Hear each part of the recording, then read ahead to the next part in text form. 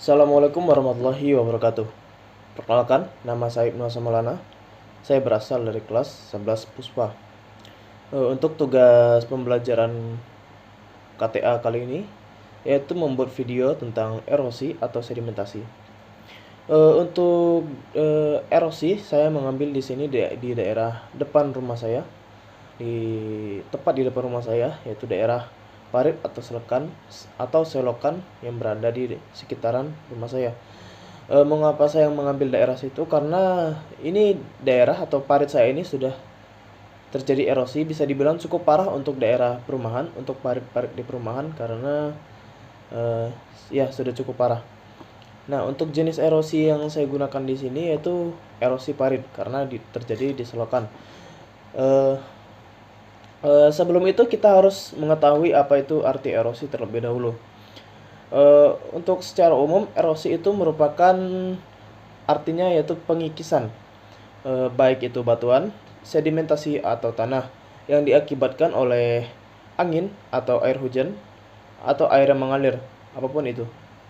Nah, untuk di video untuk nanti mungkin juga ada dampak onsite atau offsite-nya juga. Dan selanjutnya mungkin kita bisa melihat video setelah ini seperti apa erosi tersebut.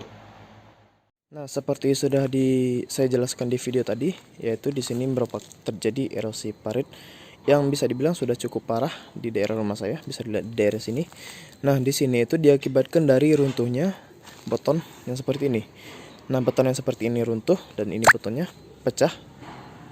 Jadi tidak ada penghalang atau penghambat bagi pasir, maka pasir tersebut akan terkikis oleh air dan akan terbawa oleh arus air.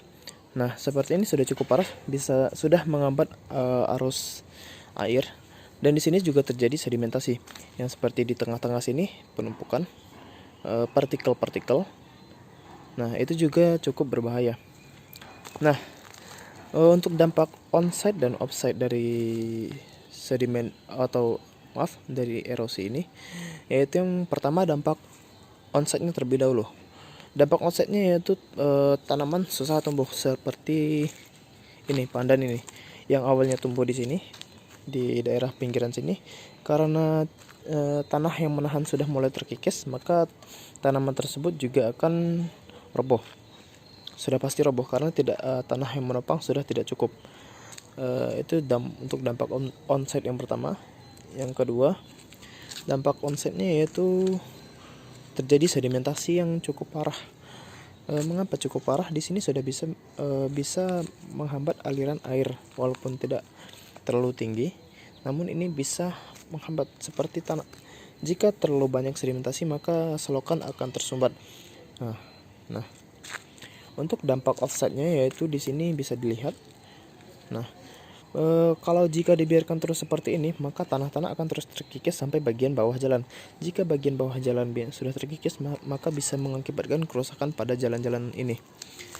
Nah, maaf jika banyak sampah di daerah seperti itu karena memang terbawa oleh arus air atau air hujan. Nah, lanjut lagi. Tadi seperti yang saya bilang, dampak offsetnya yaitu berpengaruh kepada daerah jalan.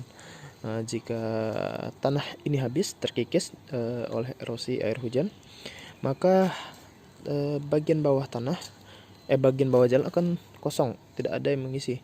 Dan itu bisa jika bagian bawah jalan tidak memiliki tanah atau kosong, maka tidak ada yang menopang bahu jalan. Dengan seperti itu maka mengakibatkan daerah jalan-jalan ini bisa ikut roboh atau jatuh. Nah, untuk solusi yang saya rencanakan, mungkin saya akan membuat sebuah beton seperti ini lagi, tentunya lebih kuat agar tidak mudah jatuh dan juga sedikit menimbun daerah sini karena sudah sedikit kosong, dan juga membersihkan selokan tentunya. Nah, di sini saya akan membuat sama rata sampai ke daerah sana. Nah, jika sudah di beton, maka saya akan menambah sedikit tanah dan mengembalikan tanaman-tanaman yang sudah ditanam di daerah sini. Oh ya, dan juga di sini dulu sempat ditanam tanaman yang cukup besar dengan daerah yang cukup sempit seperti ini. yaitu pohon ketapang, dan itu masih ada bekas akarnya. Nah, itu mungkin juga bisa mengakibatkan patahnya atau robohnya beton-beton ini. Dan itu saja mungkin dari saya. Bila ada kesalahan mohon maaf, dan assalamualaikum warahmatullahi wabarakatuh.